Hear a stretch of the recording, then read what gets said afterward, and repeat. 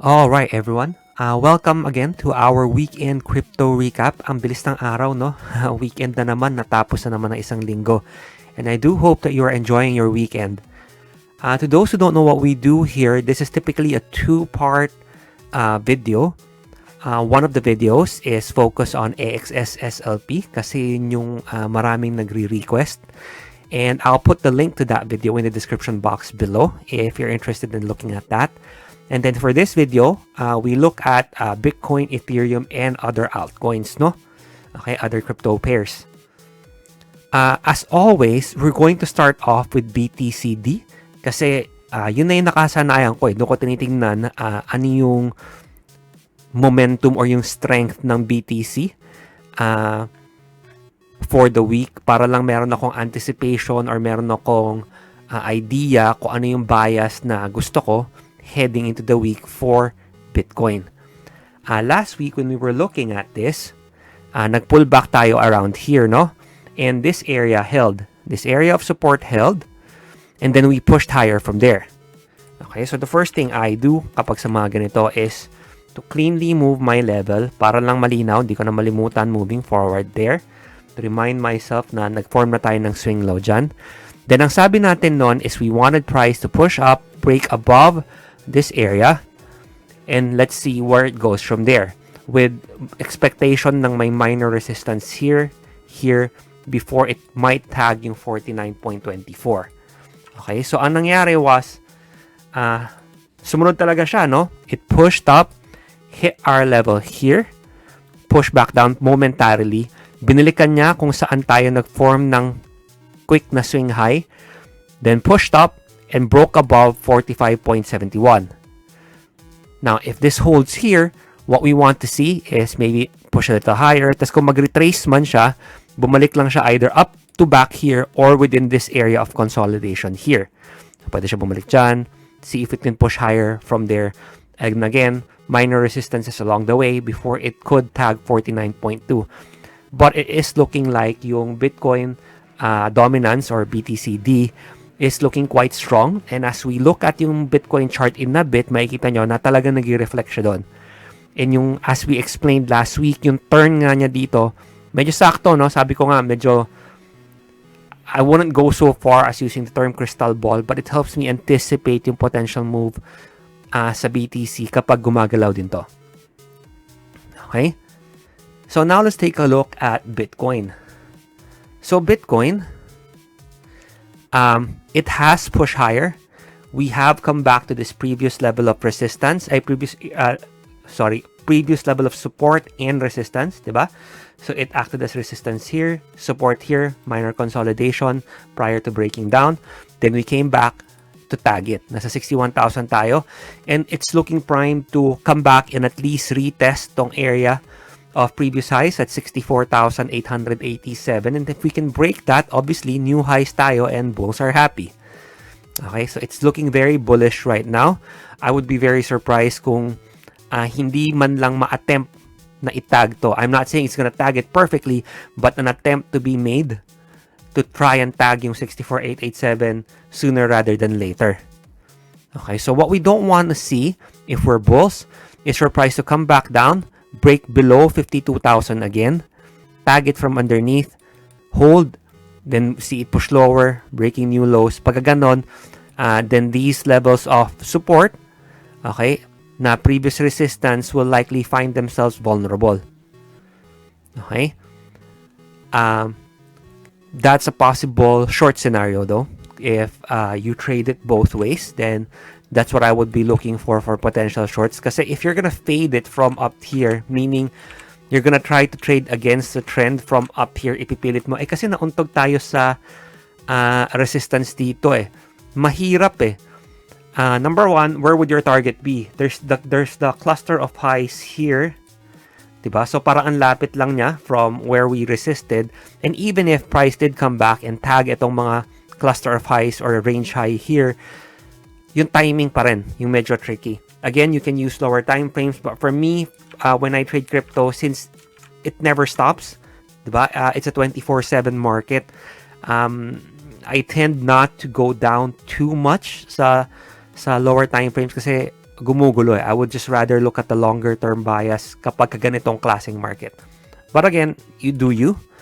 Now, for the bullish scenario naman, we want price to close above this, yung 61,806 na area. Then from there, maybe it consolidates. Maybe it doesn't care. It just goes ahead, tags this level, then breaks out.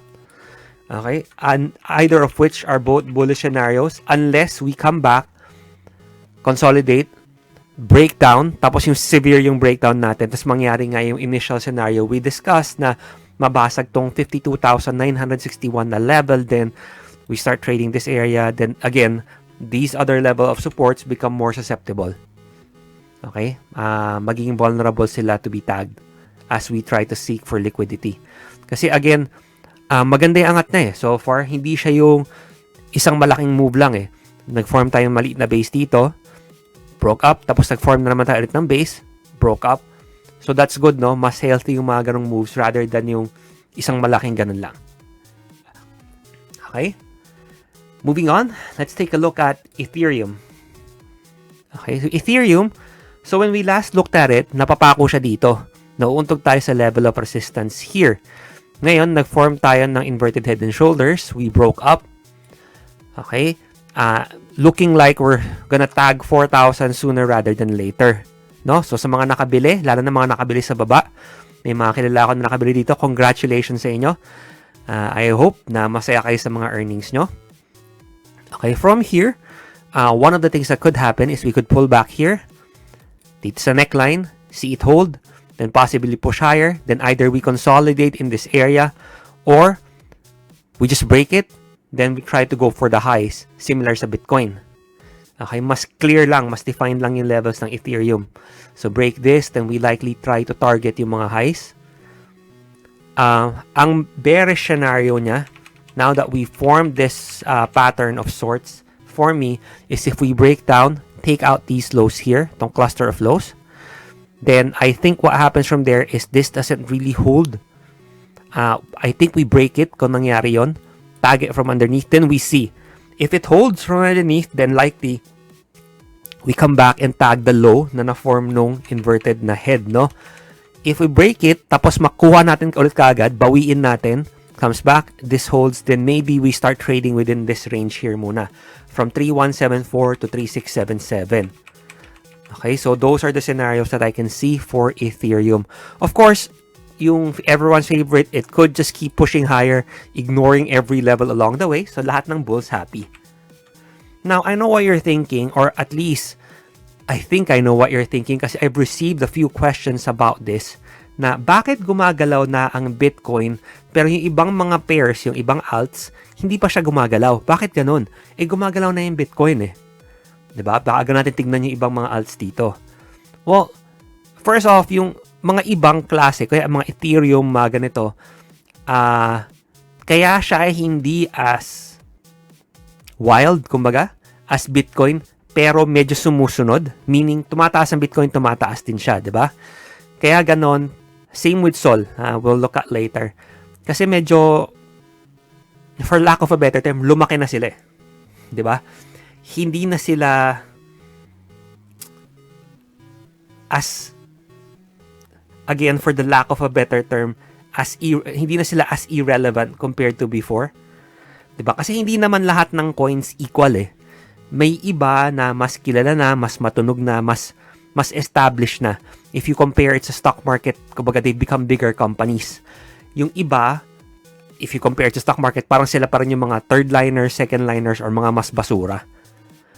Okay, so the reason why they're not moving, yung mga, again, for the lack of a better term, lesser coins, quote unquote, is because gumagalaw pa yung mga big boys eh. If you observe it from before, if you go back, tignan nyo, yung last time na nag-move, yung Ethereum, Bitcoin, ganyan, hindi naman sila exactly sabay eh. Usually, the alts move kapag nagkakaroon ng lull or kapag nagkakaroon ng retracement sa Bitcoin and or sa mga Ethereum or the other bigger pairs, no? Meaning, habang nag-range, nagko-conso, or nag-retrace ang Bitcoin, usually, doon mas lumalabas yung mga potential na galaw ng mga alts. Does that make sense? I'm sorry, I haven't had my coffee yet. Okay? Kapag yung Bitcoin, mga Ethereum, mga malalaki, ganun, lahat sila lumilipad pa, mas hindi gaano napapansin yung mga alts. Kadalasan ganun yon. So if you go back, you backtest, you check, hindi sila lagi sabay. That's why yung sa mga nagtatanong, bakit yung Bitcoin lumilipad na pero yung mga favorite kong alt na mga hawak ko di pa gumagalaw? Kasi gumagalaw pa yung Bitcoin, lumilipad pa siya, nandun yung pera. According do sa BTCD, yung pera dahan-dahan nagsishift do sa Bitcoin, 'di ba? So mas walang pera na umiikot do sa iba. So natural lang na hindi pa kagad sila umangat. Now, am I saying na kapag nag-pull back yung Bitcoin or nag-conso, aangat na sila? Of course not. Depende pa rin yan. Pero season-season yan. Mas dumarating yung mga pagkakataon nila during those occasions. Okay? That said, let's move on sa mga alts nga. First, let's check XRP. So XRP, essentially, if you look at this in the bigger picture, we are trading within this wide range here.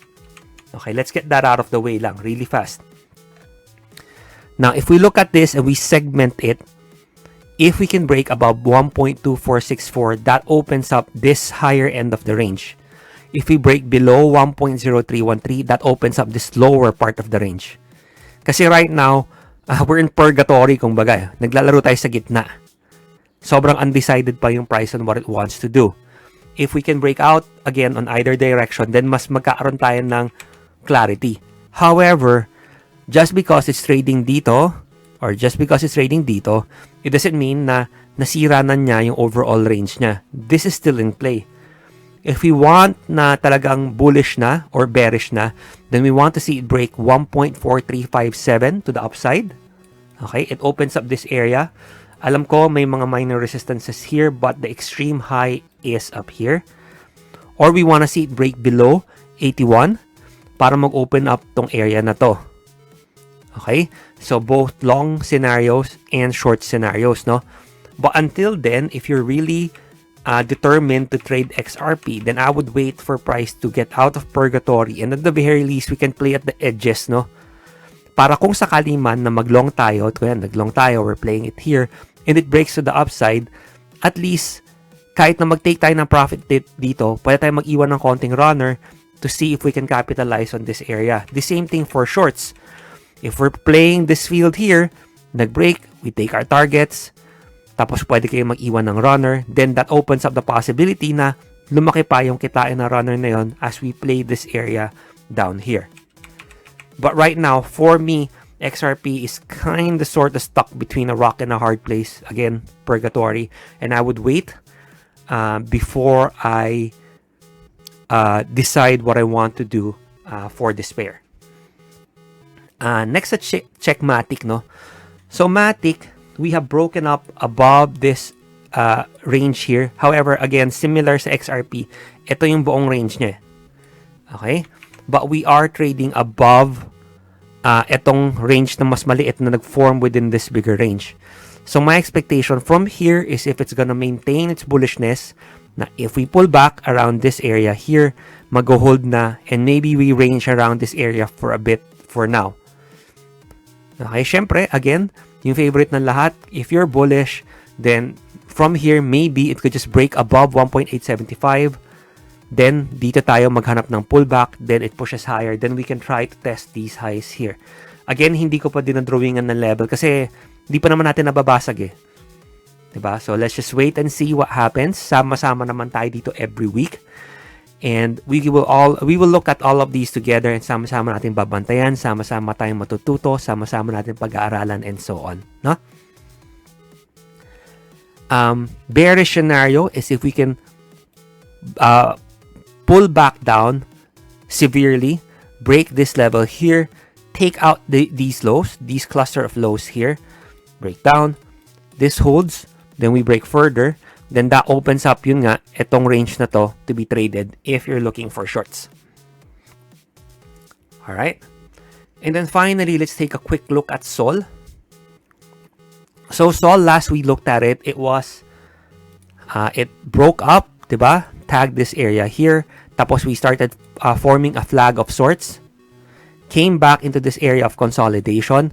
Tapos, yung previous candle, we broke above that flag. So, the expectation from here is if it holds, if it continues that momentum, then dapat we break this area here, 16895, 169. Okay, and then try to push for 177 again. See if we can break that. If we can break that, then that opens up this range, 177 to 216. Okay, then let's see if we can break all-time highs from there. Okay, ang ayaw nating makita from here after we broke the flag is number one, for price to come back. Okay lang na matag niya yung area konti, baka retracement lang. But we don't want it to break this low. So this low is 137.6, no? If it breaks 137.6, test it from underneath, mag-hold, then baka mag-range tayo dito sandali. Then from there, we look kung mababasag tong low na to. Then if you're looking for shorts, then that might be what you want to see. Break this, tag it from underneath, it might push lower, break that low. Then we might come down to this previous area of consolidation beneath around 80 or maybe a bit higher, mga 90s, mga ganun, something like that. But for now, we have broken above this flag that's formed. So, sa mga bulls, hopefully that maintains yung bullishness. We broke out from the flag. Hopefully it tags 177 sooner rather than later. Breaks out of it, then opens up this new area here. Alright? So, as you can see, yung mga SOL, tas yung ETH din, medyo umangat na ng konti kasi sila yung mas malaki na, kung baga. Diba? Parang yung SOL, competitor siya ng ETH, diba? But again, habang lumilipad ang Bitcoin, mas mahihirapan gumalaw yung iba. Yes, pwedeng madama yung mga big boys, but even if they're quote-unquote big boys, they're still not Bitcoin eh. Regardless of what you believe na better utility, better ganun, the fact of the matter remains na siya pa rin yung malaki. Bitcoin pa rin yung malaki sa market eh. So, we have to watch what happens there. But, it's looking more bullish for everything, no? For the alts, again, nakikita nyo, they're undecided kasi nga yung pera nandun pa. Tumiikot pa sa mga mas malalaki. So, baka kailangan pa ng konting patience. Alright, so guys, I hope you enjoyed this video and I hope na meron kayo natutunan kahit paano or at least you found it mildly entertaining, no? And if so, I would really appreciate it if you give this video a like and consider subscribing to my channel. And as always, guys, maraming salamat po sa panonood. I really appreciate it. Good luck and happy trading!